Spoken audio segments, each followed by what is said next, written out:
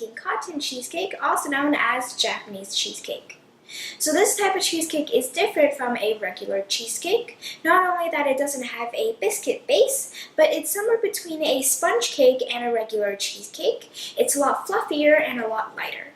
This is the cake that I learned how to bake ever since I was 4. It's the first thing that I learned how to bake, and it's my family's birthday cake for pretty much every single year. And this is also the cake that we eat most in our family, which everybody loves as well. Now this cake is very delicious, but it takes some practice to make because it might crack on top and it also might shrink, and there's a bunch of other problems as well. But if you try this a couple times and practice it often, you will get it right and it is going to be definitely worth it. So let's get started. For the ingredients you will need 250 grams of cream cheese at room temperature, 80 grams of white granulated sugar, 50 grams of all-purpose flour, 170 grams of milk, 30 grams of cornstarch, 50 grams of unsalted butter, softened at room temperature as well, 4 eggs, 1 teaspoon of lemon juice, and 1 teaspoon of vanilla extract. You will also be needing 2 tablespoons of icing sugar, but this is optional. Starting off, we're going to prepare the pan. So I have a 8-inch pan with a removable bottom. This is going to make it really easy to get the cake out of the pan. So first we're going to line this with some parchment paper to make sure the cake doesn't stick to it. I'm going to cut a circle for the bottom and a long strip for the sides. Once I've cut out a circle that fits perfectly into the cake pan, I'm going to cut 2 long strips of parchment paper a couple of inches taller than the actual cake pan, because when the cake rises, you want to make sure it doesn't come out. Once I've cut out 2 long strips of parchment paper, I'm going to butter the pan, the bottom and the sides of the pan to make sure the parchment paper actually sticks. Once the pan is nice and buttered, we're going to place in the parchment paper. So make sure the side with the pencil mark is facing down. You don't want that in your food. And just stick that right to the pan. Now we can stick on the sides. We're just going to place it in and stick it to the sides.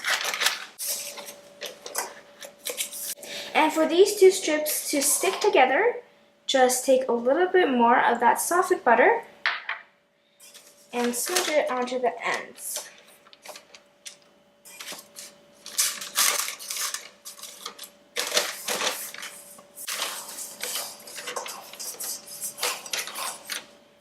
And that is how you line a cake pan. Now that we have lined this cake pan with parchment paper, we made sure that this cheesecake is not going to stick to the pan. But since cheesecake has to be baked in a water bath, meaning that the cake pan has to sit directly inside of some water, and since this is a removable bottom, the water might leak through. So we're going to line it with some foil, just wrap a couple of layers on the bottom to make sure that water does not ruin this cheesecake.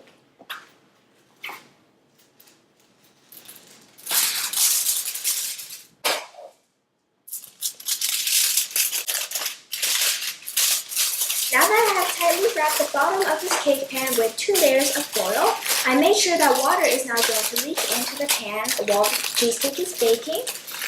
This is a very important step, but if you're having a cake pan without a removable bottom, you don't need to line it with any foil, but it's just going to be a little difficult getting the cake out of the actual cake pan.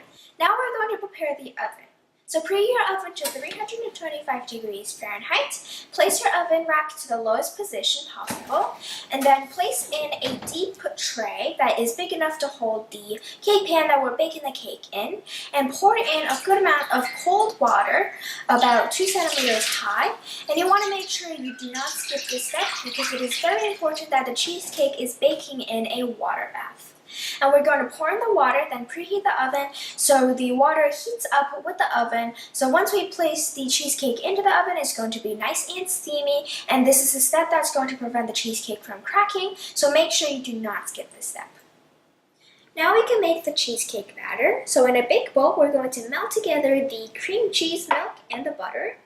So I'm using a block of cream cheese today. You could also use the tub ones, but make sure that you only use the original cream cheese. You don't want to use any low-fat cream cheese because it is going to turn out different. So I'm just going to open this up. This is a 250 gram block of cream cheese. We're going to be using the whole thing. We're going to cut it up. You can see this is nice and soft. Cutting it up into small cubes makes it melt faster, so it's going to speed up the process slightly.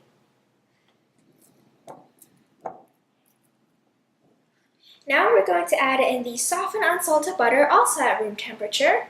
I'm adding it in at the same time so I don't need to melt it separately. So add that right in. And finally, we're also going to add in the milk.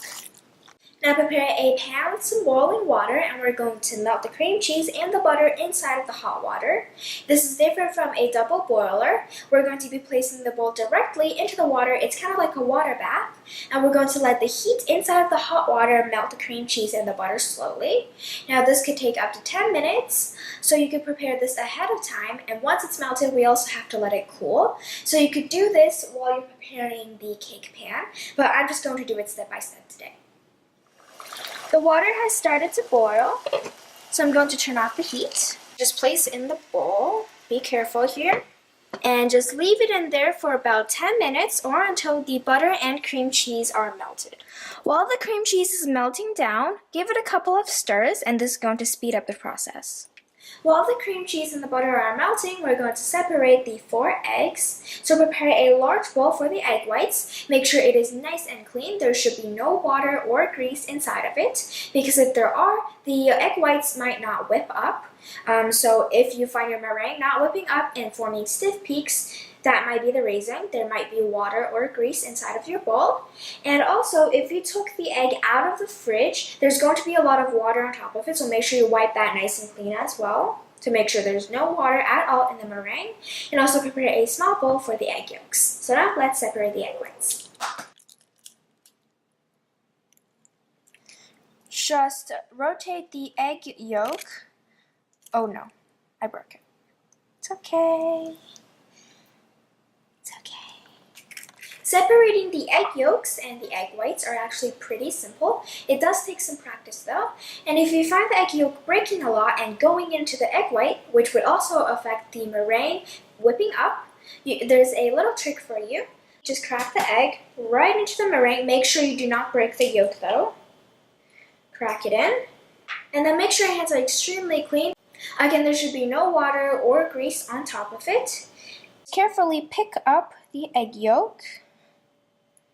Shake it off a little. You could also rotate it between your hands. This is kind of like using your hands as the egg shells, which is the traditional way of separating egg whites and egg yolks. But doing it this way is going to control the egg yolk a lot easier, and you can make sure that it doesn't break. And just pop it right in. So doing it this way is going to make sure you don't break the egg yolk.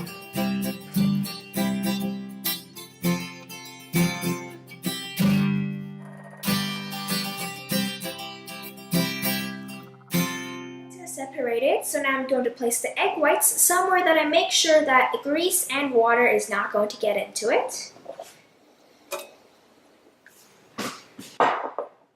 The cream cheese is pretty much all melted now, so I'm going to grab a whisk and mix it until there are absolutely no more lumps.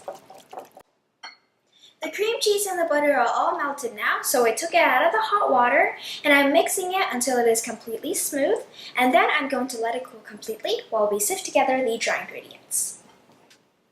Over a bowl I have a sieve. I'm going to add in the flour,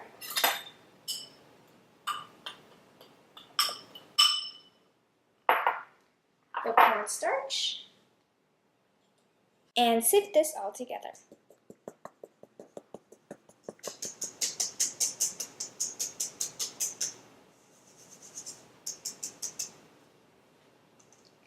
That's all sifted, so now we're just going to set it aside and wait for the cream cheese mixture to cool down.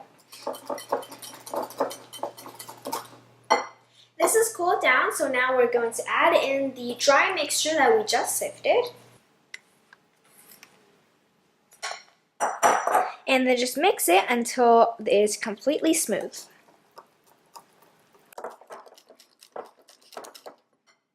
I'm scraping down the sides of the bowl to make sure all of the dry mix is mixed in. And this is actually quite important. You don't want any lumps. You can see this is a really thick mixture. Once this is smooth, we're going to add in the egg yolks. And also add in the vanilla extract. And then mix until combined.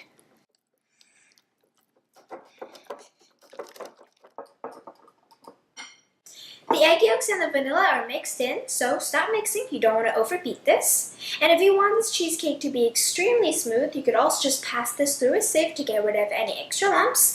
But this is already pretty smooth, so I'm just going to leave it as it is. Now we're going to whip up the meringue. Hand mixer! I'm using a hand mixer here today, so you also want to make sure the attachments are grease-free and water-free, because again, that would affect if the meringue is going to whip up. But of course, you could also use a stand mixer or do it by hand. So I'm just going to start mixing until it becomes a little frothy, and then I'm going to add in other ingredients.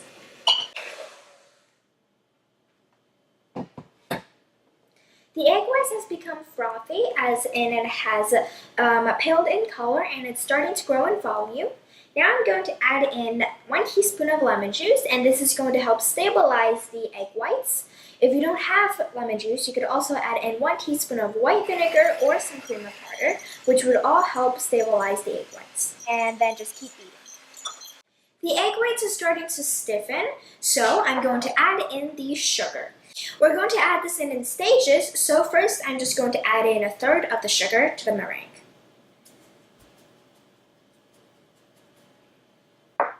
Beat this until the sugar are completely incorporated, and then add in half of the leftover sugar. I'm adding in half of the leftover sugar. Now I'm going to add in the final stage of sugar. Now again, it is very important to not dump the sugar all in at once, because that would also affect if the meringue is going to whip up.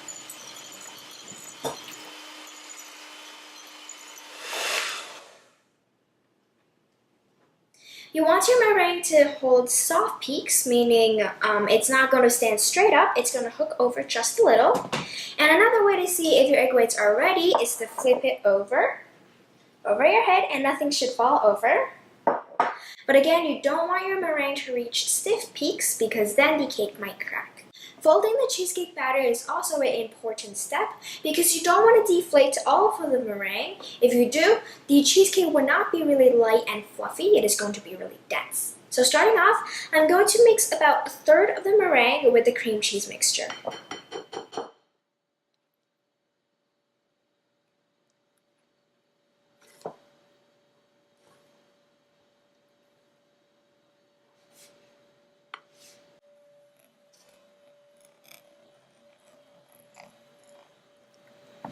Fold very gently, so you make sure you do not deflate all of the meringue.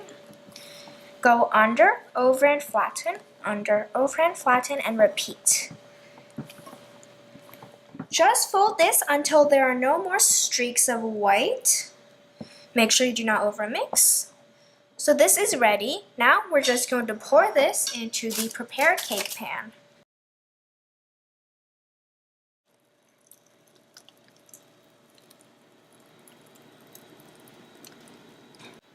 Once all the batter is in the cake pan, we're going to bang this on the counter a couple of times to release all of the air bubbles. Now don't overdo this, because this is a removable bottom, and if you do too much, the bottom might come up and the batter might leak out.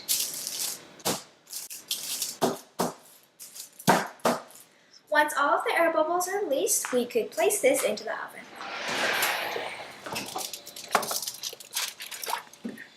Once the cheesecake has been baking in the oven at 325 degrees Fahrenheit for about 25 minutes, we're going to keep the oven door closed and turn the heat down to 250 degrees Fahrenheit, and then bake it for another 60 to 70 minutes, or until a toothpick inserted into a center and comes out clean.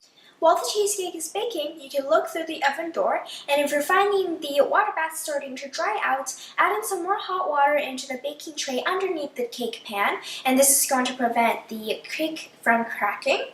And make sure that you have enough patience while you're baking this cake. Do not turn the heat up so it cooks really fast, but if you do that, it is going to crack and it is also going to collapse after it is cooked. You want to have enough patience while you're baking this cake because it should cook on a low heat so it doesn't crack and it doesn't shrink afterwards. If you turn the heat up all the way so it bakes really quickly, the cake is going to puff up really fast and then it is going to crack.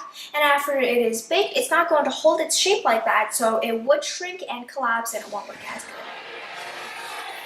The cheesecake has cooked for another 70 minutes after I turned the heat down to 250 degrees Fahrenheit. You can see there is still water inside of the water bath. It has not completely dried out. So you really want to make sure you add enough water in the water bath. So now I'm going to turn the heat off. Now close the door and stick a wooden spoon in to stop it from closing completely.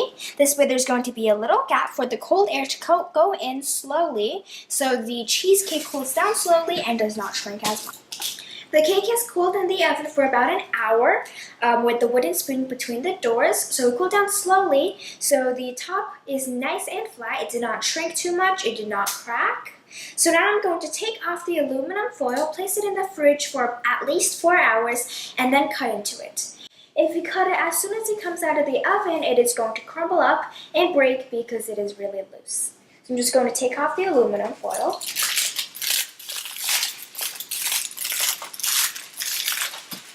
Now I'm going to place this into the fridge with a layer of plastic wrap on top for at least 4 hours or overnight, which is best, and we're going to cut into it tomorrow.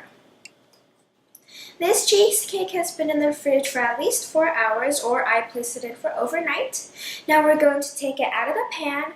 So the best way to take something out of a removable bottom pan is to take a cup, place it upside down, and put the pan right over it. You can see it stands right up and takes the ring off.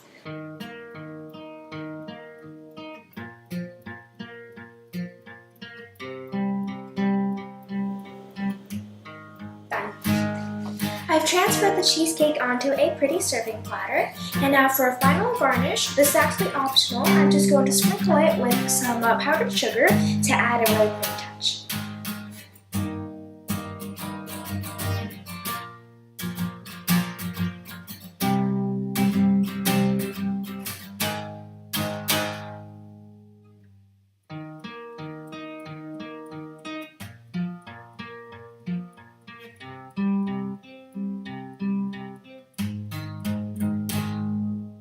So that's how you make cotton cheesecake, a very light and fluffy cheesecake.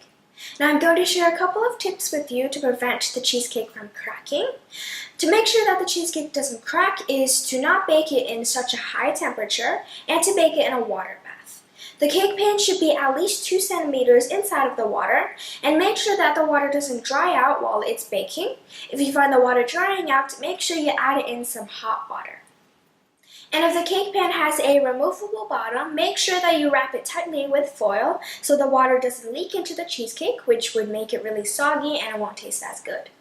Another tip is that if you're finding your cheesecake falling down too quickly and there's going to be a really deep dent inside of the cheesecake, it's not going to look very good. And that means that the cheesecake is cooling down too quickly. This is why we insert a wooden spoon between the oven doors to let the cold air go into the oven slowly and let the cheesecake cool down slowly so it doesn't fall down too quickly. And then you want to take it out of the oven, let it cool down completely, and then place it into the fridge for at least 4 hours and then slice into it, or else it's going to be really crumbly and really loose and it's going to break easily. And another thing is that while you're beating the meringue, you want to make sure that you don't take it too far because it is also going to make the cheesecake crack on top. And while you're mixing together the mixtures, make sure you're folding it so you don't deflate the meringue completely, and also make sure that you bang the cheesecake on the counter to release any extra air bubbles. So that's how you make a delicious cake that is really fluffy, really light, and a little different from a regular cheesecake. So I hope you could try this out. Thanks for watching and see you guys next time. Bye! Starting off, I'm going to add a little bit of the meringue to the cream cheese mixture to lighten this up. And then I'm going to mix this. I'm going to mix this with this,